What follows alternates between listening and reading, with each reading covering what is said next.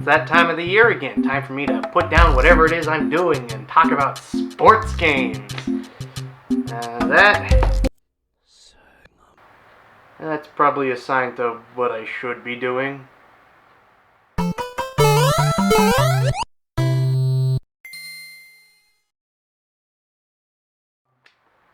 Well, it's November, which means it's time for me to talk about bowling games, and thanks to this ominous 14-pound ball on my floor,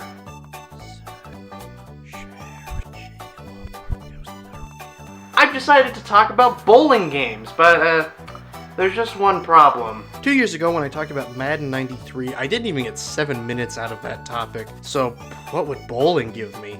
So I decided I was going to talk about multiple bowling games, but first I want to set up one rule before I start, and that rule is standalone bowling games only. No collections like Wii Sports or Kinect Sports.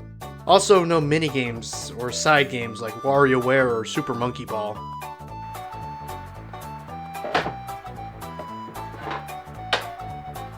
So, with that one rule set up, I went through my entire collection and grabbed every game that met my criteria. And starting with the game on top, we got Bowling for the Atari 2600. It's gonna be one of those videos, isn't it? Well, this is Bowling for the 2600. I don't know what you want me to say that isn't obvious enough. I mean, I will say this, the game isn't bad. The game is very simple, but bowling at its core is a very simple game. I think that this is one of the few things that the 2600 can do well, so if you want a no-nonsense bowling game, here you go. Okay, well, moving on. We got Championship Bowling for the NES. Now, when you think of sports games for the NES, you either think of something extremely average or something extremely bad, and Championship Bowling is surprisingly good. Granted, it's one of those it's so simple it'd be a miracle if you screwed it up games, but it's a lot of fun. The gameplay boils down to two main meters, the power meter and the control meter. The control meter is the curve of the ball, and the power is the speed. It's extremely simple, and you'll quickly understand it. The game also has loads of charm when it comes to its graphics. Championship Bowling is actually one of the few games on the NES that supports the 4-score, an accessory that allows 4 controllers to be connected to the console at once. Because of that 4-player compatibility, the game also has to have unique characters for each player. So we got Blonde Guy, Angry but Happy Guy, Glenn Quagmire, and Cross-Eyed Lady probably flipping me off. Championship Bowling was a pretty charming game, and one that I would highly recommend, but anyway, moving on, we got Brunswick World Tournament of Champions.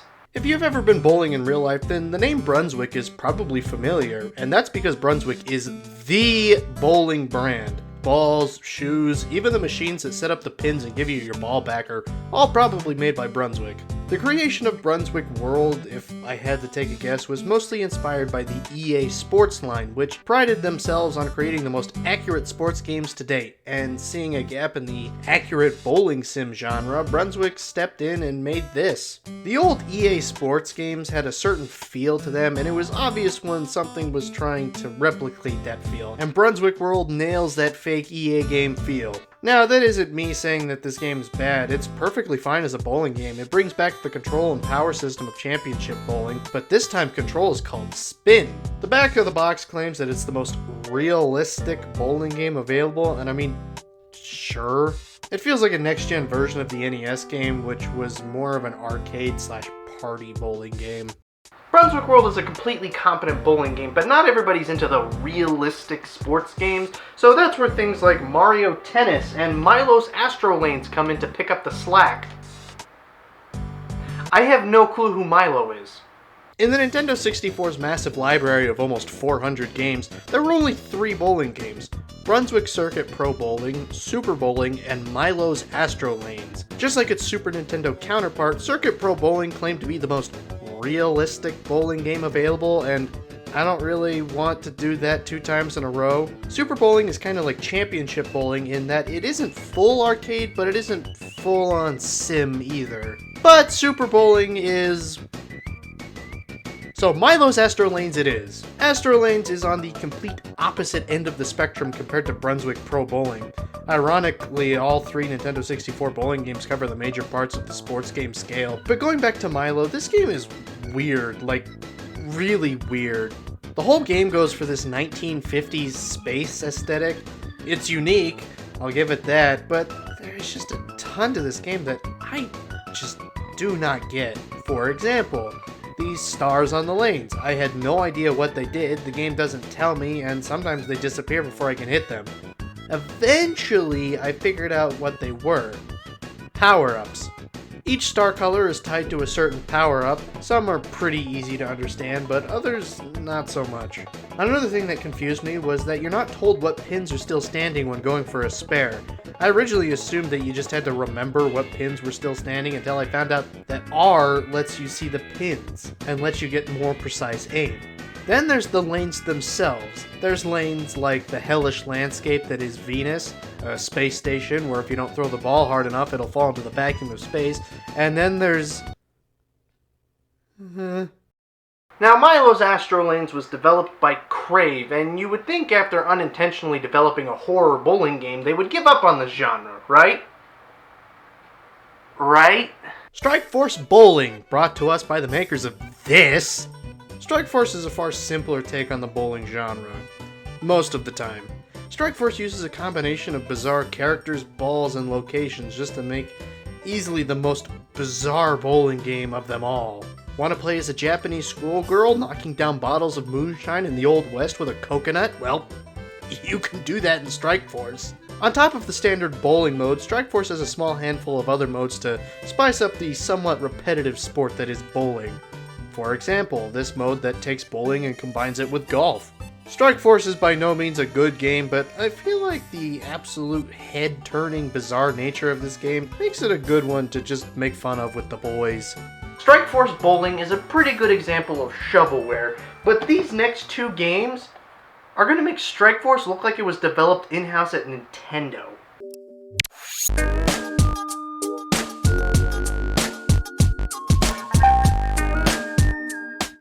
Brunswick strikes again!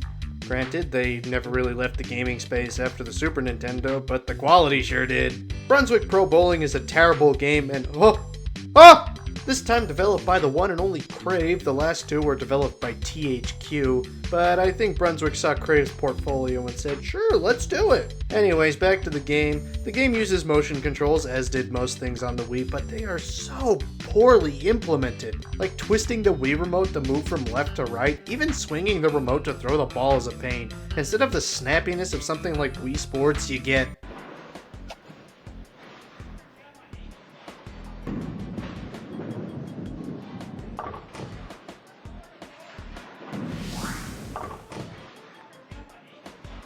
Now, the poor implementation of motion controls is probably because this game originally came out on the PS2 a year earlier. This happened a lot with the Wii for some reason, because porting games from a console with a controller like this to a console with a controller like this just works so well! Unfortunately, 3 years later, Brunswick would try again in the form of Brunswick Zone Cosmic Bowling. This is somehow an improvement over Pro Bowling.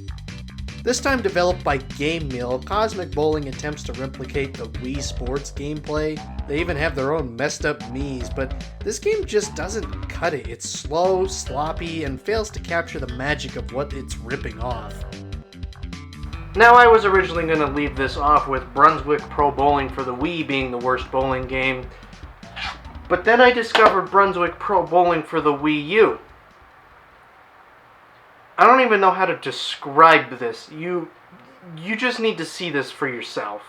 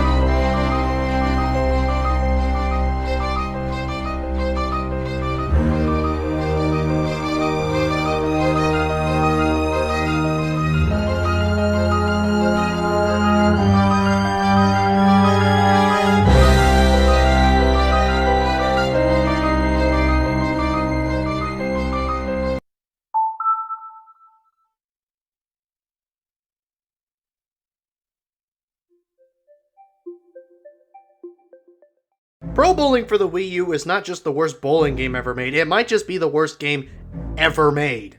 I've seen mobile games better than this. I'm pretty sure the games advertised on porn sites have more effort put into them than this steaming pile of garbage. Despite being on the Wii U, this game has zero support for the Wii Remote, which to some may seem like a win, but to most, we all know that this makes a great bowling game.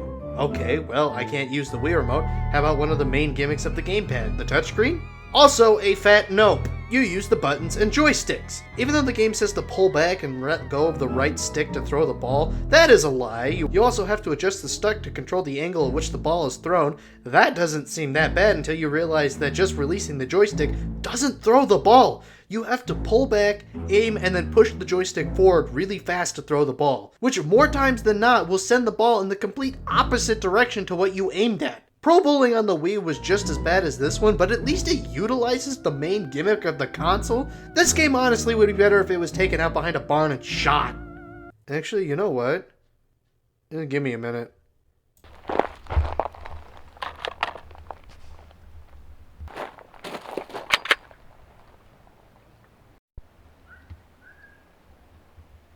would say please don't make this harder than it has to be, but you really suck. Well, this was a dive into a genre that at one point had a right to exist, but as time has gone on and Nintendo has continued to pump out Wii Sports games, its existence has become less and less justified over the years. Bowling games are still made with questionable levels of quality, but let's be honest, the second Nintendo conceived Wii Sports, they cornered the market. I mean, wouldn't you say bowling ball?